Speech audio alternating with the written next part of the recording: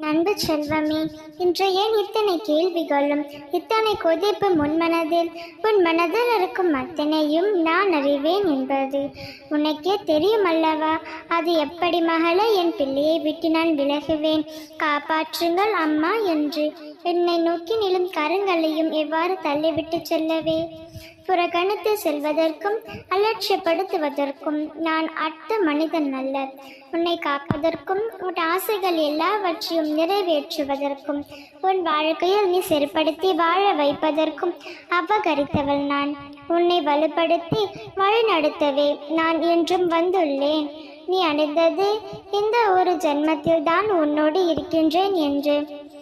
ஆனால் எல்லா ஜென்மத்திலும் இதுவரை நீ எடுத்த எல்லா ஜென்மங்களிலும் உன்னுடன் தான் நான் இருந்தேன்.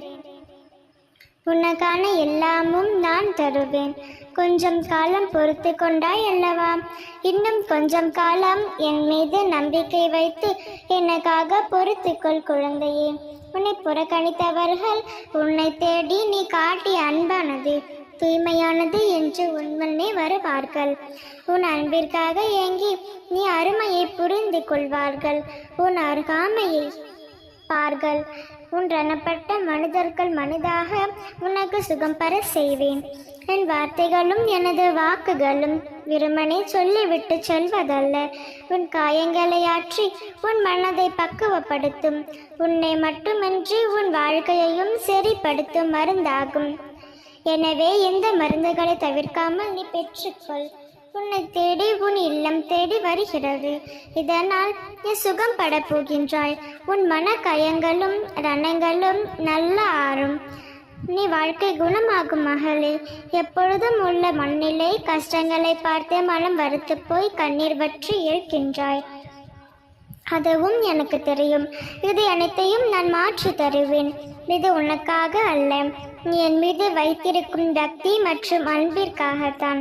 நீ என் மேல் கொண்ட பக்தியானது இந்த உலகை விட பெரியது.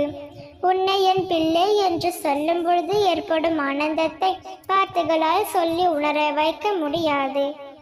என் பிள்ளைக்கு வாழ்க்கையில் நல்ல விஷயங்கள் அடியெடுத்து வைக்கும் காலம் வந்து விட்டது. நீ என் பிள்ளை. உன்னை மகிழ்ச்சியாக வாழ வைப்பது என் பொறுப்பு. நீ கவலையை மறந்து சந்தோஷமாக இரு. நம்பிக்கையோடு இருந்தால் நிச்சயம் நல்லதே நடக்கும். எப்பொழுதும் உனக்கு துணையாக உன் அன்னை நான் உன்னுடனே இருப்பேன். உன்னை காப்பாற்றுவதற்காக நான் உன் கூடவே இருக்கின்றேன். அதிர்ஷ்டம் நிச்சயம் உன் பக்கம் இருக்கின்றது. நிச்சயம் நல்லதே நடக்கும்.